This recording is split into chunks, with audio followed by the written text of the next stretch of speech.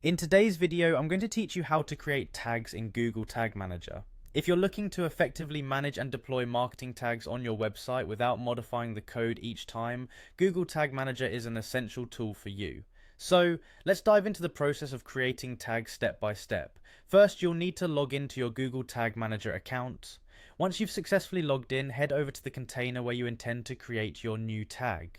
Think of a container as a workspace within your account where all your Google Tag Manager configurations for a specific website or app are stored. Opening the correct container is crucial because all the tags, triggers, and variables you work with will be housed within this space. Once you've navigated to the right container, direct your attention to the left-hand side of the screen. You'll see a navigation panel. Here, you want to click on Tags. This will take you to a page that shows all the tags you've previously created, if any. From this page, your next step will be to locate and click the New button. This is your gateway to starting the creation of a brand new tag. The next step involves selecting the type of tag you wish to create. Google Tag Manager offers a variety of tag types to choose from.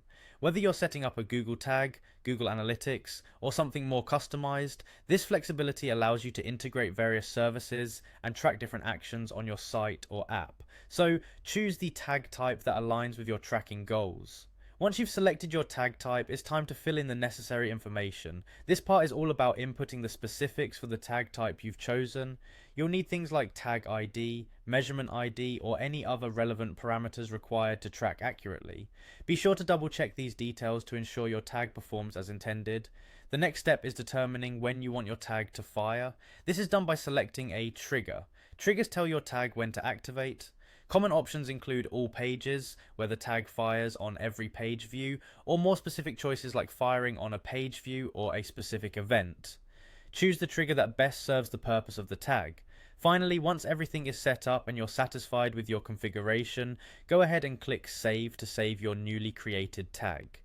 Saving commits your work, ensuring that everything is ready to deploy. And that's it, you've successfully created a tag in Google Tag Manager. With these skills, you're now better equipped to manage your digital analytics and marketing needs efficiently. Thank you for watching, and don't hesitate to revisit this guide if you need to create more tags in the future.